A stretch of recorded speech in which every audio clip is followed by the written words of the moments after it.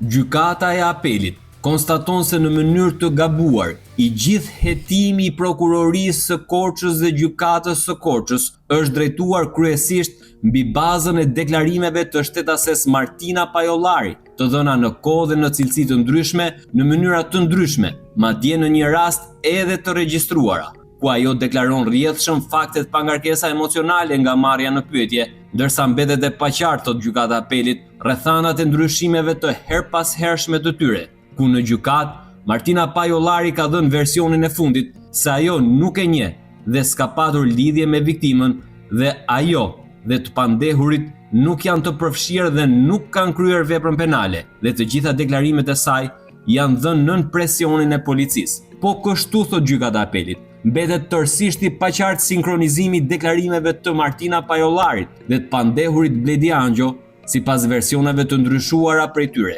lidhur me kohën dhe rrugën e përshkruar dhe qenien apo jo të Martina Pajollarit në makinë, ku sa herë ndryshon versioni i Martinës, duket se ndryshon menjëherë dhe versioni i Bledi Angjos, ndonse ky i fundit i izoluar dhe pa mundësi komunikimi me Martina Pajollarin.